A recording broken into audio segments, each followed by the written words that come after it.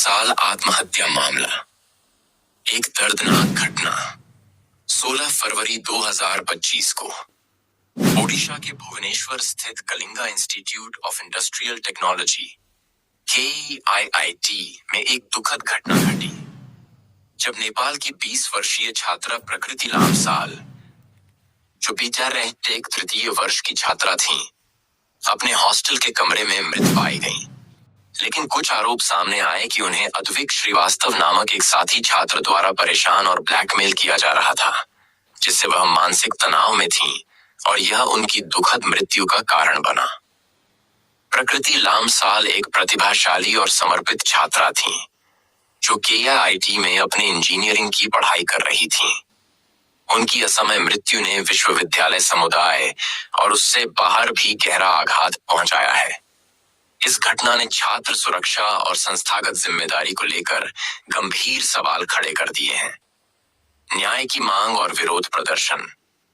प्रकृति की मृत्यु के बाद KIIT में नेपाली छात्र समुदाय ने न्याय और जवाबदेही की मांग करते हुए विरोध प्रदर्शन किया।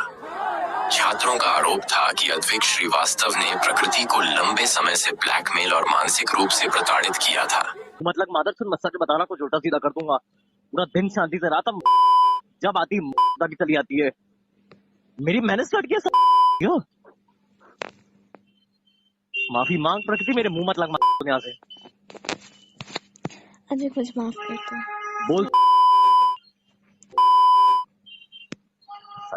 साली क्या मैंने क्या स्टार्ट किया यहाँ पे? कुछ नहीं, मैंने स्टार्ट किया। की बच्ची, मैंने क्या स्टार्ट किया? बोलना से बड़ा मुंह चलता तेरा।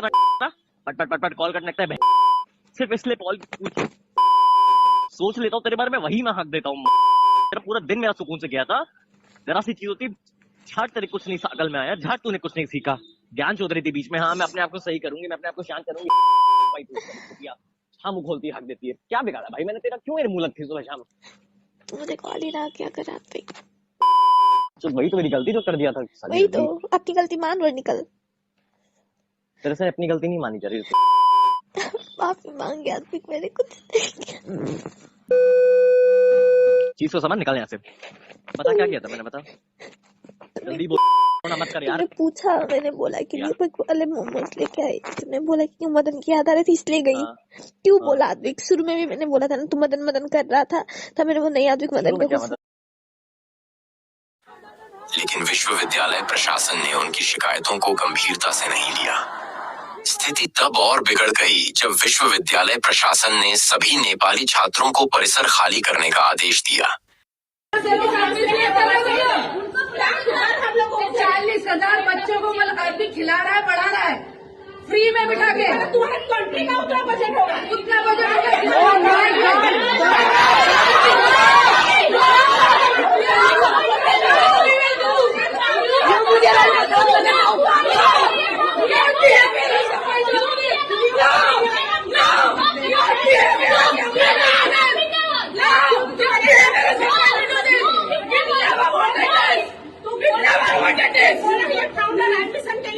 एडमिशन के लिए फाउंडर जब 40,000 बच्चों को फ्री में पढ़ा रहे हैं, वो तुम्हें दिखाई नहीं दे। सबसे प्राउड ऑफ योर, जिससे और अधिक आक्रोश फैल गया।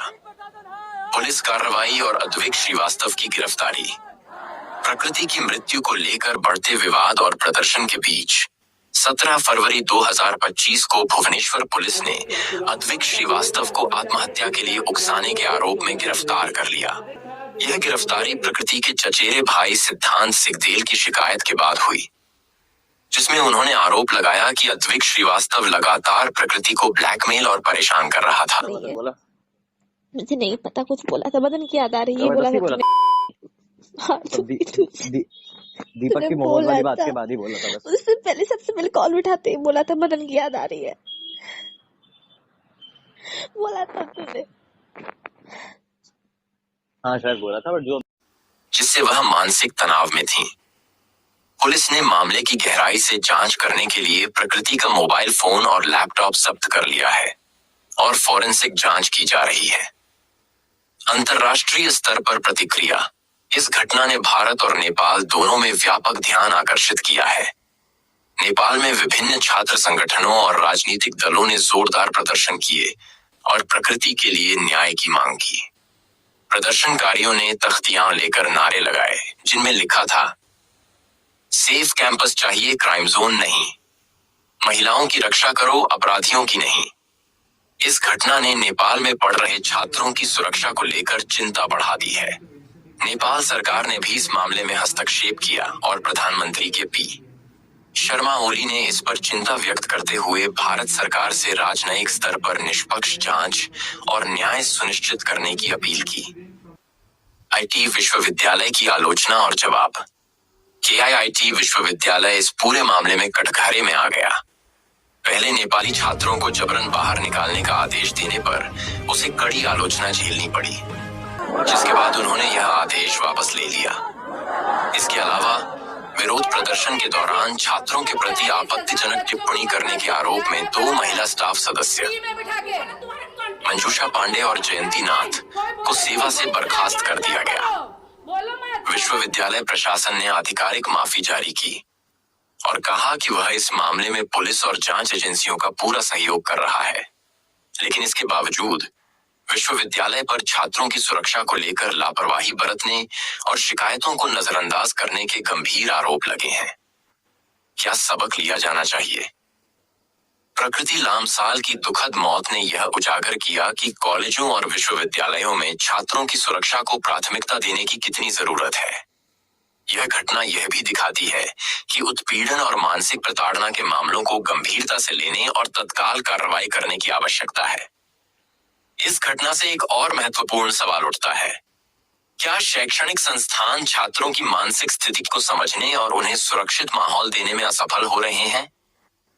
निष्कर्ष, जैसे जैसे इस मामले की जांच आगे बढ़ रही है, उम्मीद की जा रही है कि न्याय मिलेगा और अपराधी को सजा मिलेगी। साथ ही यह भी आवश्यक है कि विश्वविद्यालयों और सरकारी संस्थाओं द्वारा ऐसे कड़े कदम उठाए जाएं जिससे भविष्य में इस तरह की घटनाएं न हों। छात्रों को पढ़ाई के लिए एक सुरक्षित और सहयोगी वातावरण मिलना चाहिए, न कि ऐसा माहौल जहां वे मानसिक तनाव और उत्पीड़न का शिकार हों। प्रकृति लामसाल की मौत सिर्फ एक व्यक्तिगत त्रासदी नहीं, बल्कि पूरे शिक्षा तंत्र के लिए एक चेतावनी है कि वह अपनी जिम्मेदारी को गंभीरता से लें और छात्रों की सुरक्षा को सर्वोपरि रखें।